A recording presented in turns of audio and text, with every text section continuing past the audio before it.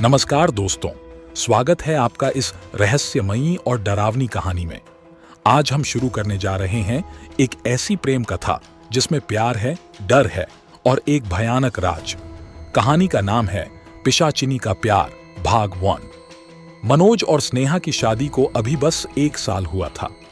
मनोज एक फैक्ट्री में काम करता था और स्नेहा गृहिणी थी। दोनों की जिंदगी सामान्य थी या शायद सिर्फ दिखावे के लिए। एक शाम जब मनोज काम से लौटा, स्नेहा ने कहा, सुनिए, आज घर का कुछ जरूरी सामान लेना है। मनोज मुस्कुराया, ठीक है, तुम चाय बना लो, फिर चलते हैं। चाय पीने के बाद दोनों साइकिल से बाजार के लिए निकले। जब सामान खरीद कर लौट रहे थे, तभी सुनसान रास्ते में साइकिल का टायर पंचर हो गया। अंधेरा गिरने लगा था और ठंड का मौसम माहौल को और डरावना बना रहा था। स्नेहा थोड़ी सहमी हुई बोली, यहां बहुत सुनसान है और अब ये साइकिल भी। मनोज ने हंसते हुए कहा, डरने की जरूरत नहीं, मैं हूं ना, पास में ही एक दुकान है, वहीं से बनवा लेंगे।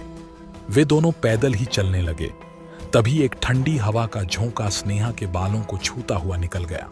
वह चौंक गई, इधर उधर देखने लगी। क्या हुआ? मनोज ने पूछा। मुझे लगा कोई मेरे पीछे से गुजरा, स्नेहा ने घबरा कर कहा। मनोज ने इधर उधर देखा, मगर वहां कोई नहीं था। वो उसे समझा बुझाकर आगे बढ़ा, लेकिन कुछ ही देर में साइड के पेड़ों से अजीब सी फुसफुसाहटें आने लगीं और फिर स्ट्रीट लाइट एक झटके में बुझ गई। अंधेरा इतना गहरा था कि स्नेहा की चीख निकल गई। वो मनोज का हाथ पकड़ना चाहती थी, लेकिन वह वहां नहीं था। स्नेहा ने जैसे तैसे आगे बढ़कर देखा, वह किसी चीज से टकराकर गिर पड़ी। यह मनोज की साइकिल थी, लेकिन मनोज खुद गायब था। वह जोर जोर से उसे पुकारने लगी, मनोज, कहां हो तुम? तभी किसी ने उसके कंधे पर हाथ रखा।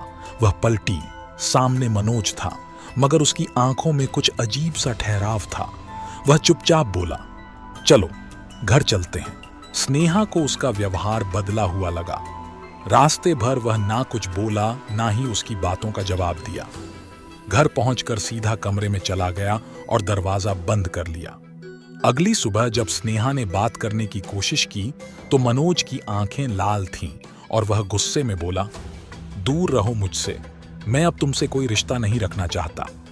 धीरे धीरे मनोज का व्यवहार और डरावना होता गया। एक रात स्नेहा ने उसे कमरे में अकेले दीवार से बात करते और हंसते हुए देखा, लेकिन जैसे ही उसने टोका, एक डरावनी लड़की की आवाज आई, अब यह तेरा नहीं रहा, मैंने इसे अपने वश में कर लिया है। स्नेहा को समझ आ गया कि यह कोई आम बात नहीं है। वह एक तांत्रिक के पास गई और मनोज की शर्ट लेकर उसके पास पहुंची। तांत्रिक ने तंत्र मंत्र शुरू किया और कुछ ही देर में मनोज वहां प्रकट हुआ। उसकी आंखें आग जैसी जल रही थीं। वह वही लड़की की आवाज में बोला, तूने मुझे यहां बुलाया है, अब भुगत।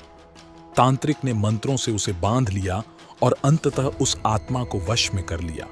लेकिन जाते जाते वह कह गई, मैं इसे छोड़ रही हूं, लेकिन यह मेरी मोहब्बत है, मैं फिर लौटूंगी। क्या वाकई वो आत्मा प्यार कर बैठी थी मनोज से? क्या उसका लौटना तय है? जानने के लिए चैनल को सब्सक्राइब करें।